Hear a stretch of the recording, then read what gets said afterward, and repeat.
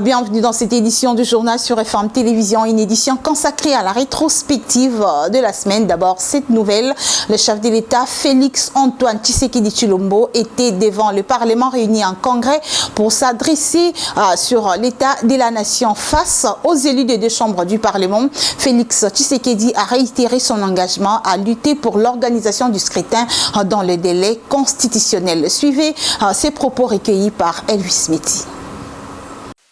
Si donc, il est fondamental de pouvoir se mobiliser pour que le prochain scrutin soit organisé dans les délais constitutionnels. Au cours de mon discours sur l'état de la nation de décembre 2021, j'avais attiré votre attention sur les préalables pour la tenue des prochaines élections. Je m'étais solennellement engagé et j'avais sollicité l'engagement de tous pour des élections que nous voulons inclusives, transparentes et crédibles. Je suis donc heureux et confiant d'affirmer ce jour que l'année 2023 sera essentiellement électorale. Il faut débarrasser l'Afrique des dirigeants comme Paul Kagame. C'est le vœu exprimé par Félix Tshisekedi le dimanche dernier devant les représentations de jeunes devant 6 provinces. Le chef de l'État est consterné de voir le président rwandais se bomber les torses pour être un spécialiste faiseur de guerre. On l'écoute. Ça ne sert à rien de regarder le Rwandais comme un ennemi. Non. C'est le régime rwandais avec Paul Kagame à sa tête qui est l'ennemi de la République démocratique du Congo.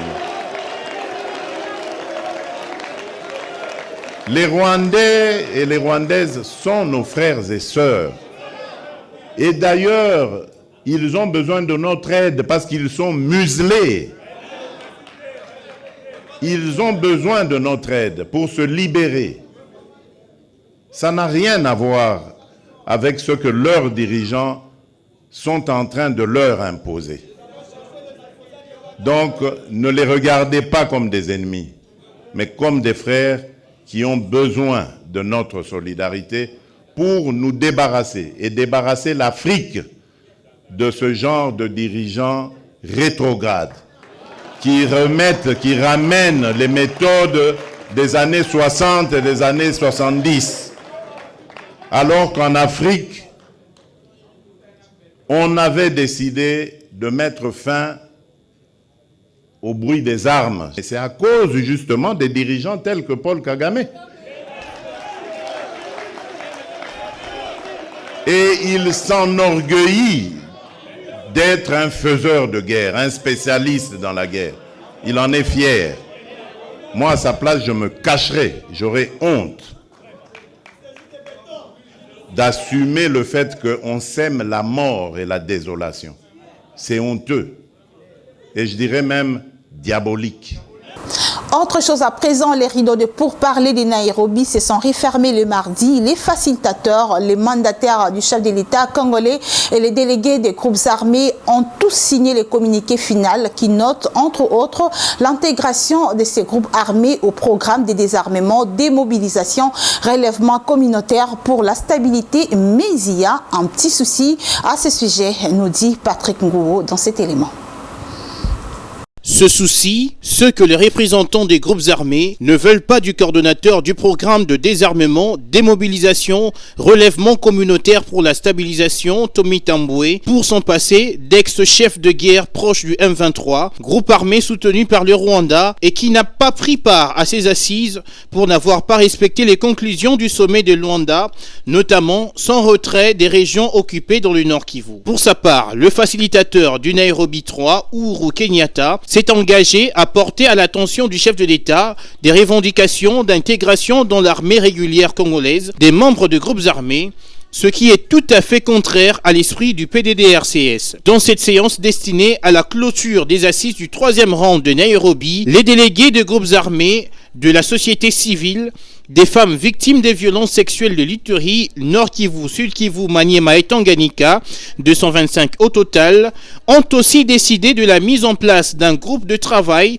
devant examiner et traiter la question des détenus et prisonniers des groupes armés et faire rapport aux instances judiciaires spécialisées pour une solution idoine. Les participants ont en outre demandé que le programme de développement de 145 territoires travaille en étroite collaboration avec le PDDRCS afin de permettre l'intégration des membres de communautés en vue de créer des opportunités d'emploi, de commerce et d'entrepreneuriat au niveau local. Au demeurant, une série de rencontres est prévue au mois de janvier 2023 dans les villes de Goma, Bukavu et Bunia pour évaluer le progrès réalisé et les préparatifs des autres résolutions à moyen et long terme.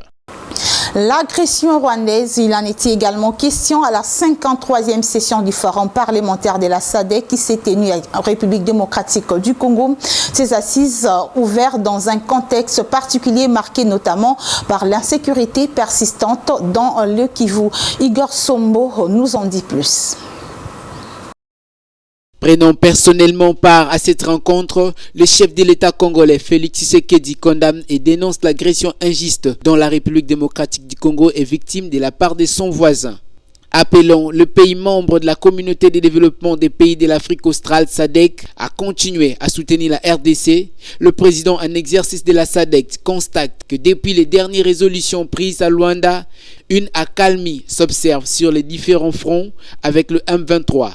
Cependant, la RDC ne peut contenter de cette situation aussi longtemps que ses frontières demeureront violées et qu'il aura encore la présence des troupes étrangères sur le sol congolais.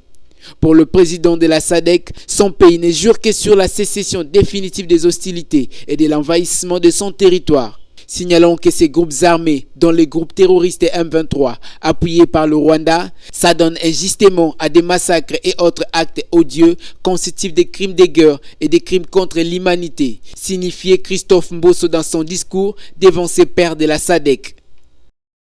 Enfin, le rebelle du M23, soutenu par le Rwanda, accepte de se retirer des zones occupées dans le Rutshuru. Ces terroristes l'ont fait savoir dans un communiqué rendu public le mardi, dans lequel ils posent d'abord certaines conditions. Encore une fois, retrouvez Igor Sombo.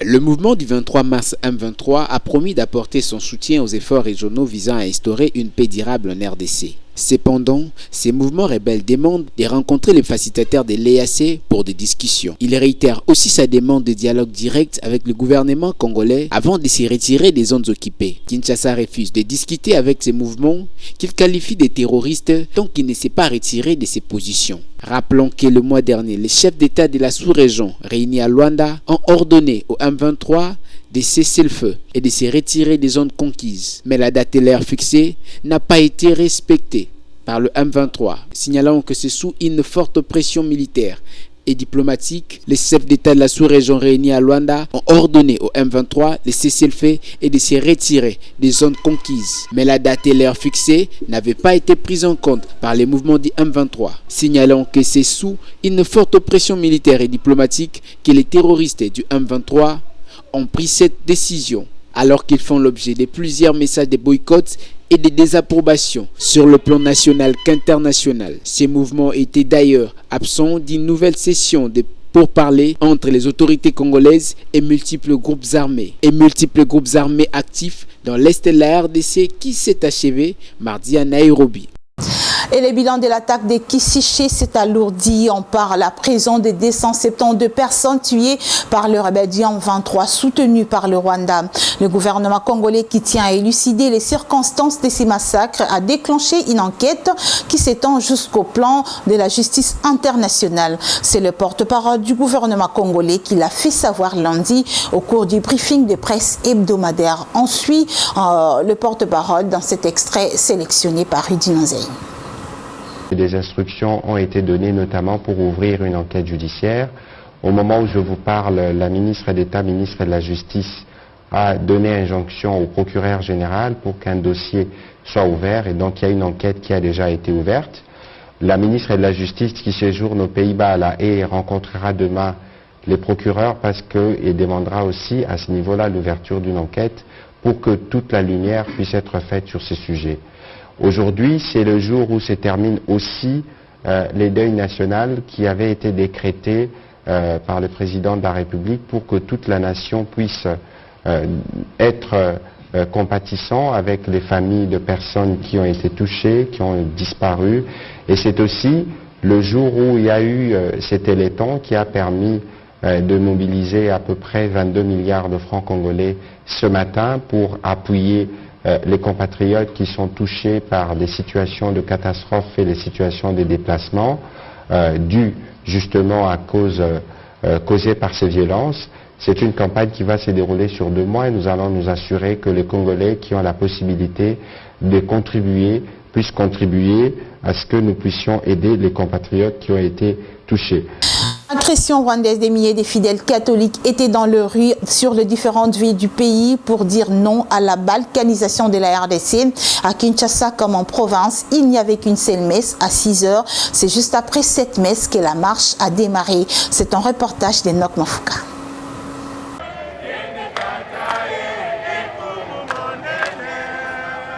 C'est ce à quoi a ressemblé la capitale Kinshasa et plusieurs autres entités du pays ce dimanche. Munis de leurs chapelets, crucifixes, calicos en main, les chrétiens de l'Église catholique ont voulu que leur message soit entendu sur le monde entier. Ce message, c'est dire non à la balkanisation, non à l'occupation de la RDC par les rebelles du M23 soutenus par le Rwanda, mais aussi dire non à la complicité de la communauté internationale sur cette triste situation que traverse le pays de Lumumba, mais également dénoncer le meurtre de 122 civils par les insurgés rwandais à Kishiché, à Rutshuru.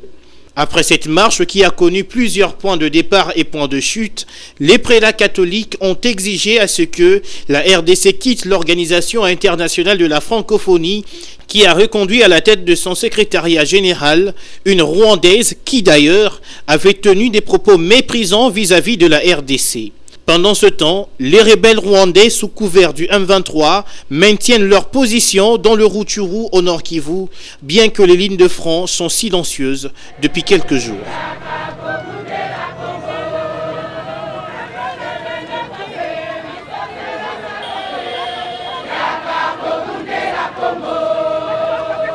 Il risque de passer ces 3 prochaines années en prison, comme l'a dit le ministère public dans son réquisitoire. Vidier Chimanga était le jeudi face au tribunal de paix de Kinshasa-Gombe dans le cadre de la poursuite de son procès. On en parle avec Igor Sombo. Au total, 3 incriminations sont retenues à charge de Vidier Chimanga. Il s'agit de la corruption, du trafic d'influence et de l'offense au chef de l'État. Après ces réquisitoires, le tribunal de paix de Kinshasa-Gombe a reçu la plaidoirie de la défense. Il convient de rappeler que l'ancien conseiller du chef de l'État chargé de questions stratégiques est poursuivi à la suite d'une vidéo les montrant visiblement en train de négocier de revenir auprès de prétendus investisseurs en leur promettant son implication pour l'obtention du marché. Les avocats de Vidier Chimanga estiment que le fait reproché à leurs clients ont été commis à l'étranger. C'est pour cette raison qu'ils avaient soulevé les compétences territoriales du tribunal. Il faut noter que Vidier Chimanga sera fixé sur son sort dans 10 jours. Cependant, l'ancien conseiller stratégique du chef de l'État a rejeté cette peine requise contre lui et exige son acquittement. Une page noire culture, vous le savez certainement déjà, l'artiste musicienne congolaise Tchala Moana a tiré sa révérence dans la matinée de ce samedi 10 décembre 2022 à Kinshasa. Suivez le retour sur une carrière partagée entre musique et politique de la reine de Mutwashi, dit Mamou National, dans cet élément.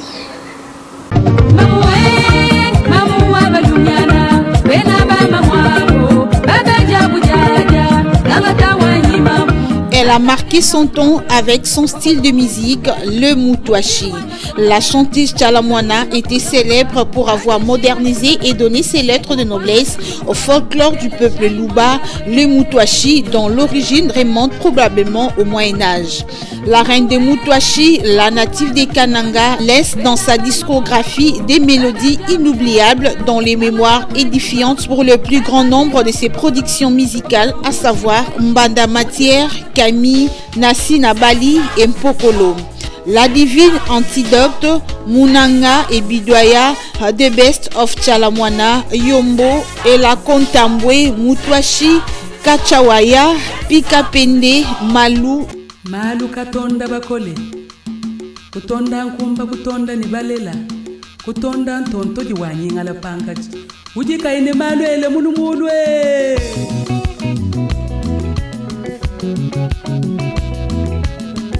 tatwa kafwa mamwa kaye kwa butatweleleyi bana bakashala batangulanta tatwanyeleleyi Dinanga, Tchanza, Mamou National, volume 2, Chikunafu, encore et toujours, Sikila, Vundula, Lusenze et enfin Cour des Grands. Tchalamouana dit Mamou National a, à partir des années 2020, assuré elle-même la production de sa musique et à partir de 2009, la production de jeunes talents, notamment MG30, Jos Diena et autres. Quant à la politique, en 1997, des retours au pays, après une vingtaine d'années passées à Paris, Tchalamouana s'engage en politique. Épaulée par les présidents Laurent Désiré Kabila, elle fonde l'association Refeco, regroupement des femmes congolaises. De 2020 à 2002, elle siège comme députée au sein de l'Assemblée constituante et législative du Parlement de transition. Elle devient ensuite présidente de la Ligue des femmes du PPRD, Parti du peuple pour la reconstruction et la démocratie, parti politique créé en 2002 par le président Joseph Kabila, fonction qu'elle occupe toujours. En 2011, elle est battue aux législatives dans la circonscription des Kanangam, la ville de son enfance. L'élection fut selon elle truquée depuis son engagement politique. Tchalamouana est une chanteuse à succès de chants politiques et patriotiques. Son indéfectible soutien au président Joseph Kabila lui vaut l'inimité des opposants à ces derniers.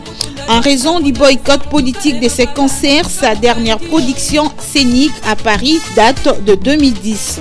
La Mamou National, dit la reine du Moutouachi, qui était au début de la mandature du régime Tshisekedi trop critiquée, elle a fini par arrondir ses angles tout en gardant ses anciens amours. Elle va même sortir une chanson à la gloire du président Tshisekedi pour se mettre au même diapason du pouvoir.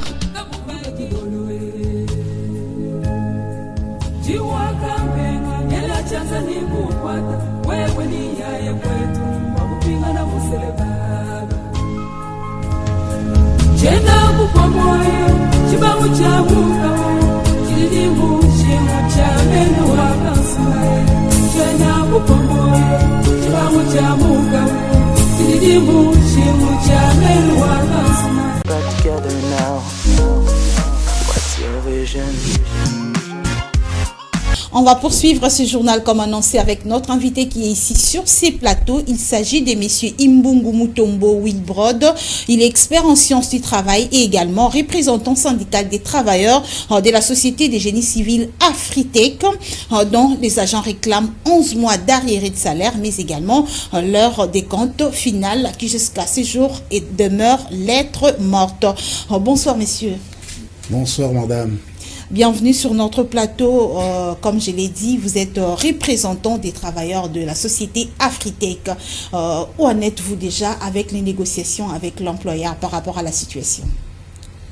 Bon, je dirais qu'il y a un peu un statu quo par rapport à l'évolution en fait, des négociations que nous avons effectuées avec l'employeur, et avec l'arbitrage bien sûr de l'inspection du travail.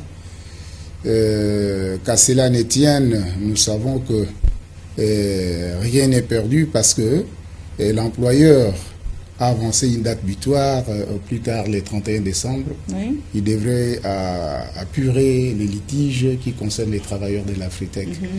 Bon, nous savons que nous avons traité avec un responsable, espérons qu'il ne va pas procéder à une manœuvre dilatoire. Vous avez signé, comme vous l'avez dit, un protocole d'accord entre le bon syndical, l'employeur et l'inspection du travail. Qu'est-ce qui était repris dans ces protocoles d'accord? Oui, le protocole d'accord stipule beaucoup de clauses. Donc, par exemple, comment en fait on devrait évoluer pendant une certaine période avant l'appurement de ces litiges. Nous avons fixé aussi les timings, le temps que ça devrait prendre pour qu'on en finisse. Il y a 5 mensualités qui ont été fixées, donc allant du mois de mai au mois d'octobre. Fixé et respecté déjà? non, qui ne sont pas respectées. Et justement, là, l'employeur, je vais en arriver, et il a procédé à la violation en fait de clauses du protocole d'accord. Donc, le protocole d'accord est composé de plusieurs articles, notamment les timings par rapport à l'appurement de ces litiges.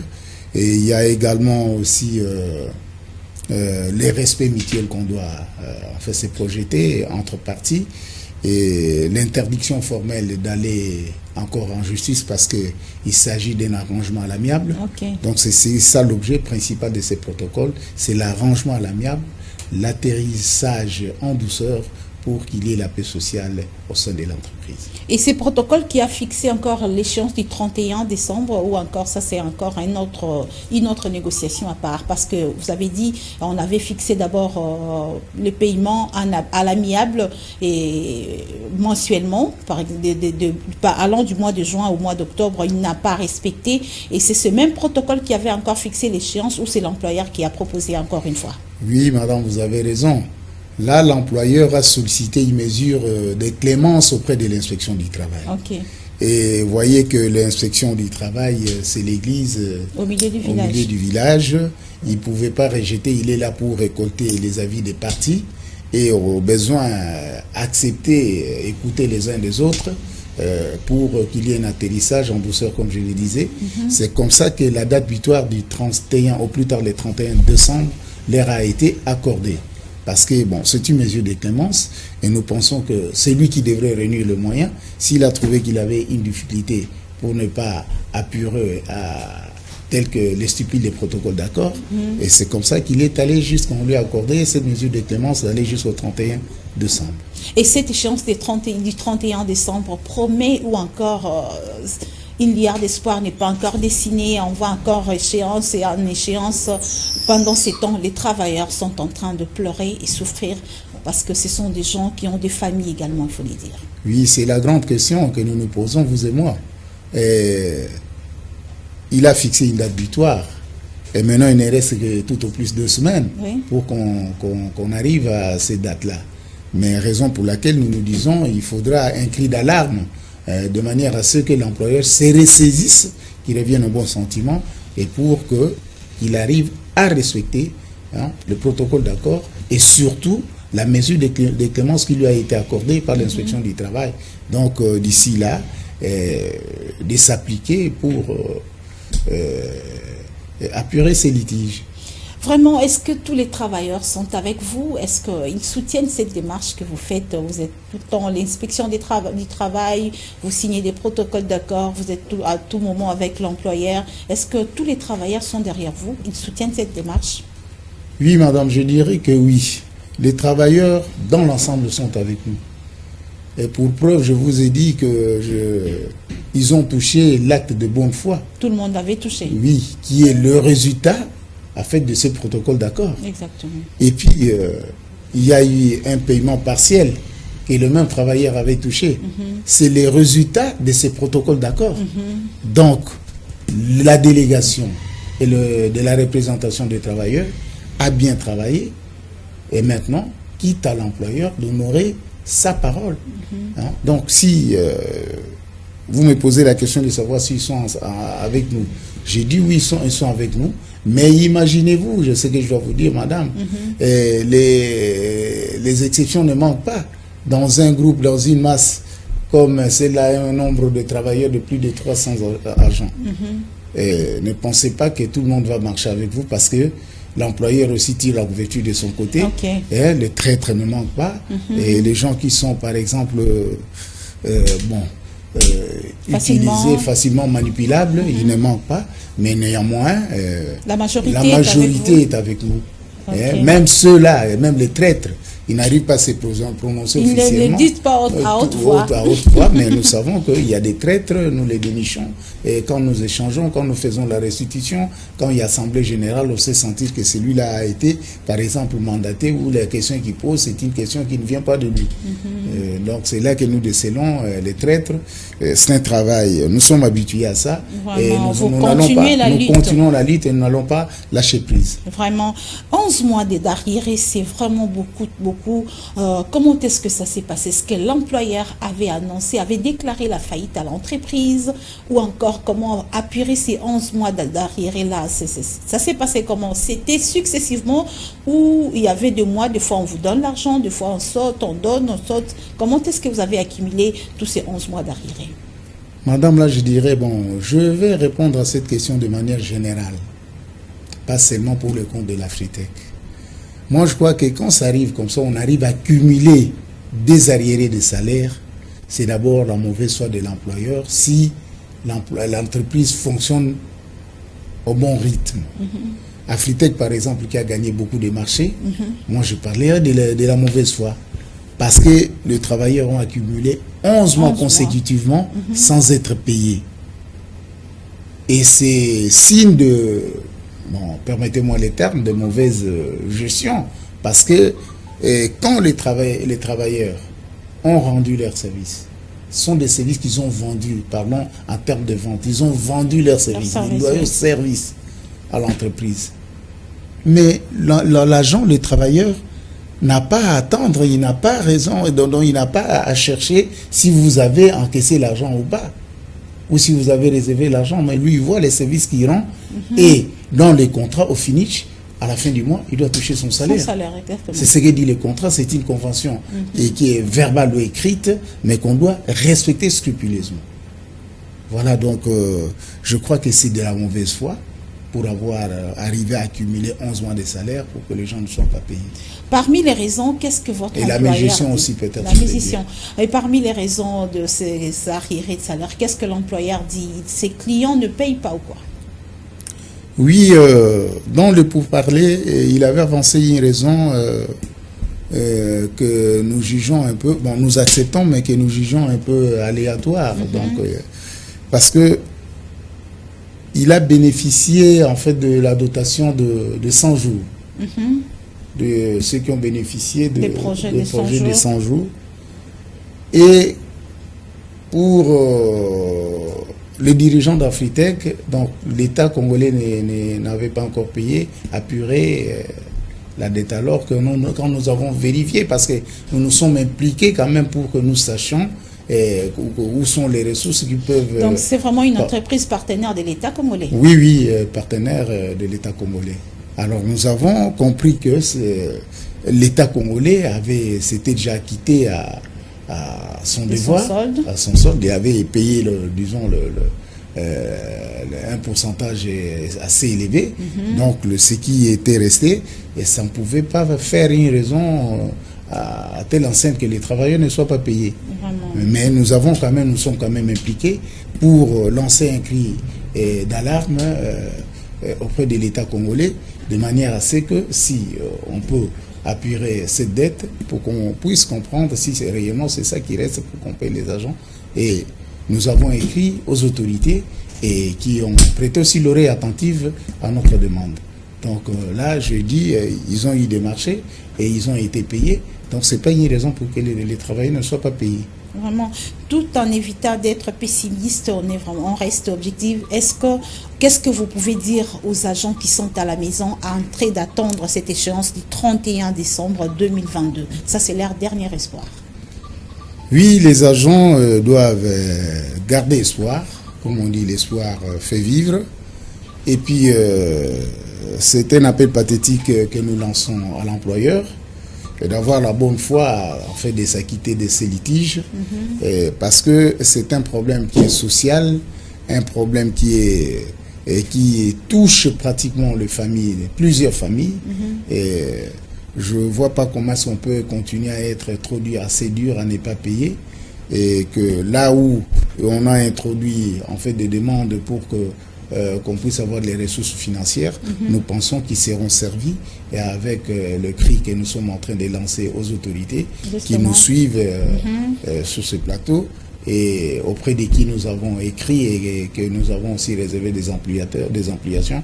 Donc nous pensons qu'ils seront payés, qu'on garde espoir, et qu'ils puissent honorer la date butoir du 31 décembre qu'ils avaient fixée eux-mêmes. Vraiment, merci beaucoup. Merci, Monsieur Imbungu Mutombo Wilbrod. Je rappelle que vous êtes expert en sciences du travail et représentant syndical des travailleurs de la Société des génies civils Afritech. C'est à leur nom que vous avez lancé ce message. Quitte à l'employeur, c'est-à-dire l'Afritech, de pouvoir respecter son engagement signé pour les 31 décembre. Les agents et cadres sont en train d'attendre. Mesdames et messieurs, ça sera également la fin de cette édition du journal sur FM Télévision, une édition consacrée à la rétrospective de la semaine. Merci à vous de nous avoir suivis.